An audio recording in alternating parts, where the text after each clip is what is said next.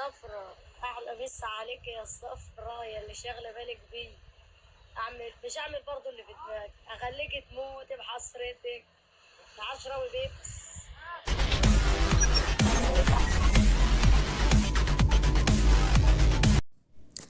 تحياتي ليكو والفنانة الجميلة ياسمين عبد العزيز بخفة دمها اللي كلنا متعودين عليها، والفيديوهات الجميلة اللي دايما بتشارك جمهورها بيها على حسابها الرسمي انستجرام.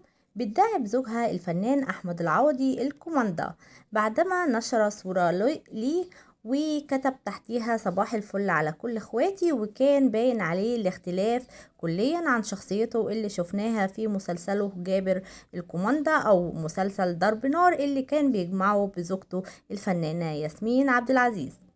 وبعديها علقت الفنانة ياسمين عبد العزيز تحت الصورة وقالت انت رايح الجامعة ولا ايه؟ ورد عليها الفنان احمد العوضي بشكل من الدعابة كده وقال يا اسطى انت بتتنمري.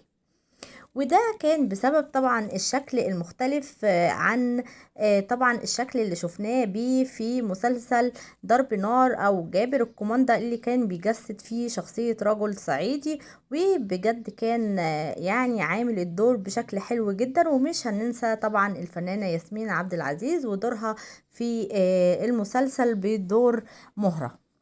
وكلنا طبعا حبينا الشخصية وحبينا المسلسل جدا بتاعهم. وطبعا في كاريزما كده بينهم وبين بعض في المسلسلات دايما بتنجح. اي عمل بين ياسمين عبد العزيز واحمد العوضي وكل المتابعين وكل الجمهور بيستنوه.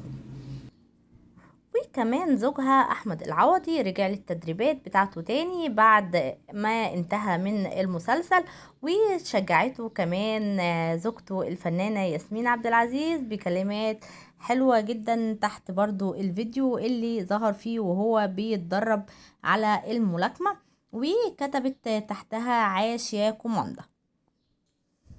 والإشاعات دايما بتلاحق الفنانة ياسمين عبد العزيز، وانتشرت ليها صورة وهي بتحمل طفل صغير في أحد المستشفيات، وقالوا وقتها إنها ولدت ابنها الأول من أحمد العوضي. والكلام ده طبعا كله إشاعات وكله كذب، وإن الصورة ديت خرجت من مسلسل برضو مسلسلها في رمضان مع زوجها ضرب نار، وكانت طبعا والدة وقتها في المستشفى في المسلسل ده. كان نهاية خبرنا النهاردة. أتمنى منكم ما تنسوش الاشتراك في القناة وتحطوا لايك جميل زيكم، ولو عجبكم قناتي تابعوني باستمرار ودعموني. وشكرا جدا ليكم، دمتم في حفظ الله ورعايته وأمنه، والسلام عليكم ورحمة الله وبركاته.